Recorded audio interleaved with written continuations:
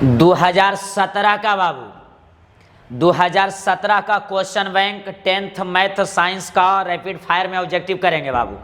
2017 का question bank का science का ऑब्जेक्टिव बाबू रैपिड फायर में तीव्रता से।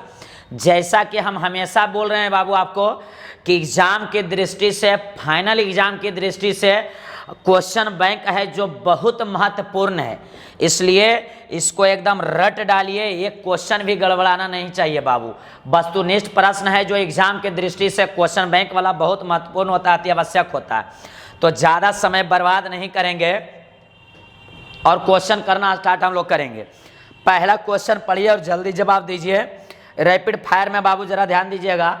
प्रकाश की किरणें गमन करती है, क्वेश्चन क्या है बाबू? प्रकाश की किरणें गमन करती है तो सीधी रेखा में, कैसी रेखा में? सीधी रेखा में गमन करती है। इसका ए नंबर ही ऑब्जेक्टिव बिल्कुल सही है। प्रकाश की किरणें कैसी रेखा में गमन करती है? तो सीधी रेखा में गमन करती है, याद रखिएगा। रैपिड फायर है, तेजी से, इसलिए जल्दी जल्दी क्वेश्चन निकालेंगे, ठीक है बाबू।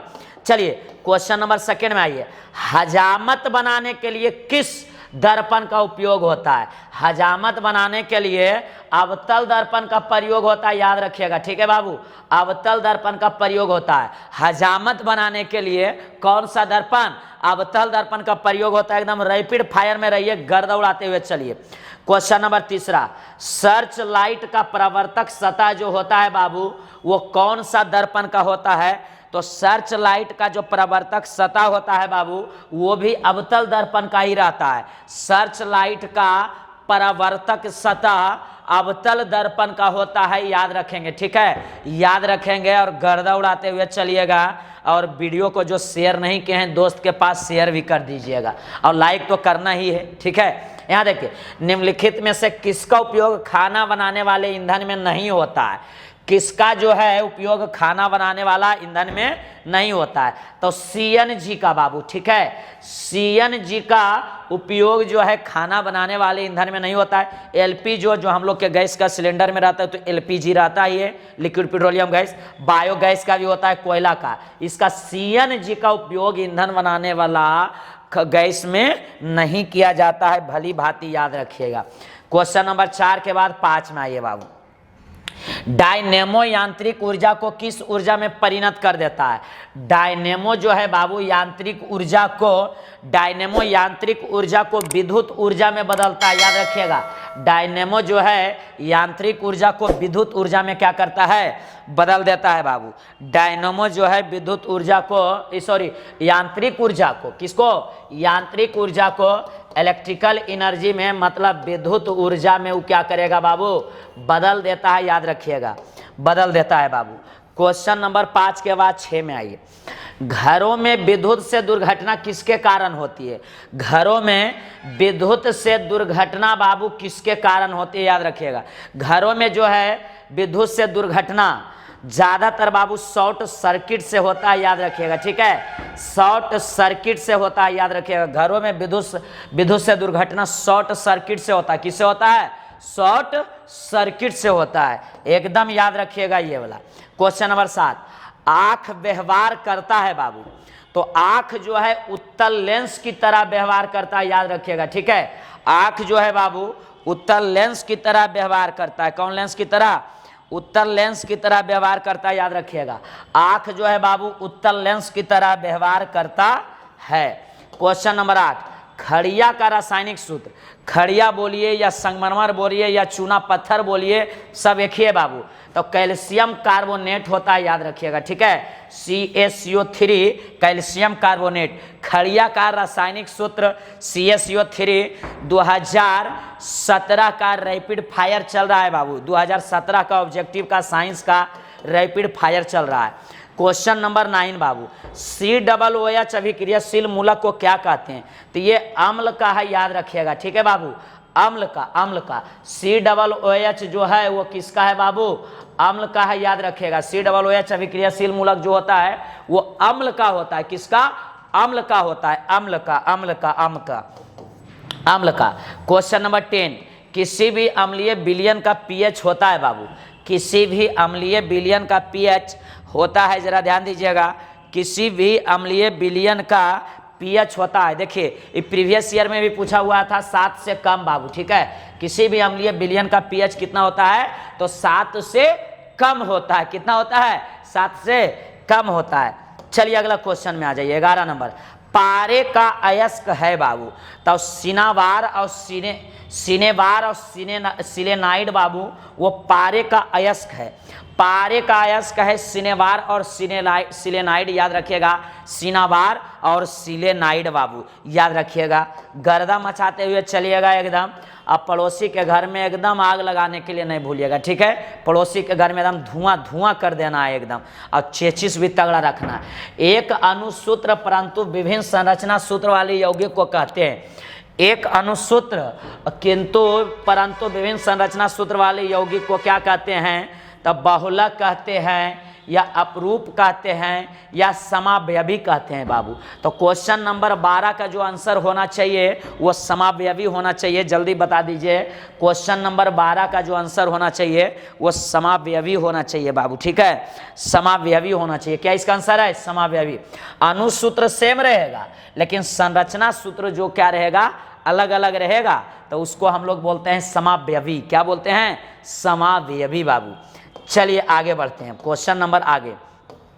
निम्नलिखित में कौन परवल अम्ल है बाबू, कौन है जो इसमें परवल अम्ल है, तो इसमें सभी जो है परवल अम्ल है, याद रखिएगा, ठीक है। सभी जो है बाबू परवल अम्ल है। परवल मतलब उमा समझ जाइएगा, परवल जो सब्जी होता है, परवल मतलब होता है स्ट्रॉन्ग एसिड के बारे में पूछ रहा है एकदम। तो कौन सा परवल अम्ल है, तो H2SO4 भी है, HCl भी है, HNO3 है। इनमें से सभी बिल्कुल करेक्ट आंसर है। क्वेश्चन नंबर आ जाइए 13 के बाद 14 में। आधुनिक आवर्त सारणी में क्षैतिज कतारों की संख्या है, तो क्षैतिज कतार बाबू 7 गो है। आधुनिक आवर्त सारणी में क्षैतिज कतार बाबू 7 है, जिसको हम लोग आवर्त बोलते हैं। क्या बोलते हैं, आवर्त। और उदग्र स्तंभ जो है 18 गो है बाबू, जिसे हम लोग वर्ग कहते हैं। क्या कहते हैं, वर्ग कहते हैं। 2017 का रैपिड फायर गर्दा उड़ा दीजिए एकदम।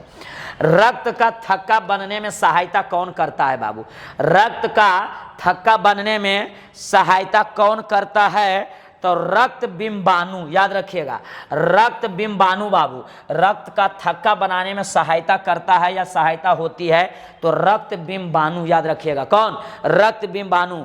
जैसे हम लोग के कट फट जाता है तो नहीं देखते हैं फिर थक्का हो जाता है, तो वो रक्त बिंबाणु के कारण होता है। किसके कारण बाबू, रक्त बिंबाणु के कारण होता है। चलिए क्वेश्चन नंबर आ जाइए 16 बाबू।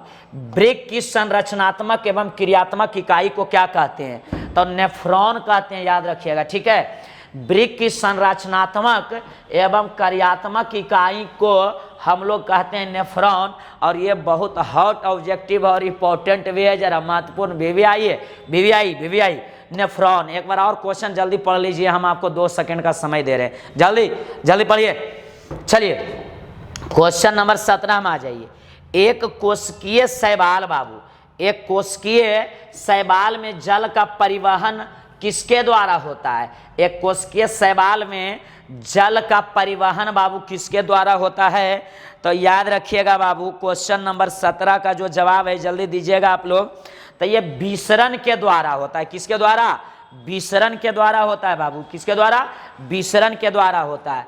एक कोशिकीय शैवाल में जल का जो परिवहन है वो विसरण के द्वारा होता है। किसके द्वारा, विसरण, याद रखिएगा, ठीक है, विसरण बाबू। क्वेश्चन नंबर 17 के बाद 18 में, मस्तिष्क उत्तरदायी है। मस्तिष्क क्या चीज के लिए उत्तरदायी है, तो सोचने के लिए, हृदय स्पंदन के लिए, शारीरिक संतुलन के लिए, कि सभी के लिए, तो सभी हो जाएगा बाबू। मस्तिष्क से हम लोग सोचते भी हैं, हृदय का काम भी उससे चलता है, और शारीरिक का पूरा संतुलन हम लोग हृदय से ही कर पाते हैं, मस्तिष्क से ही कर पाते हैं। हृदय का पूरा संतुलन, शारीरिक संतुलन जो होता है पूरा मस्तिष्क से करते हैं। तो इसका सभी आंसर होगा, इसका आंसर जो है बिल्कुल सभी है। मस्तिष्क उत्तरदायी है, तो इसमें सभी के लिए बाबू, ठीक है। क्वेश्चन नंबर 18 के बाद 19 बाबू, एकदम 2017 का रैपिड फायर चल रहा है साइंस का ऑब्जेक्टिव।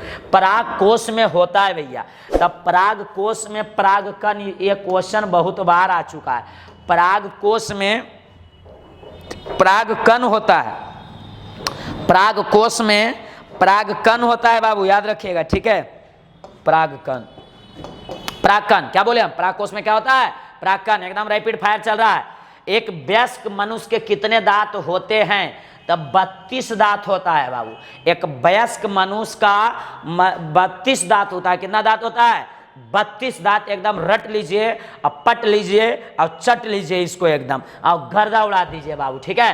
तो इस तरह से 2017 का क्वेश्चन बैंक साइंस का बाबू, साइंस का रैपिड फायर में क्या हो गया है, खत्म हो गया है, खत्म। क्योंकि 2017 में 20 ऑब्जेक्टिव पूछता था, कै गो, 20 गो।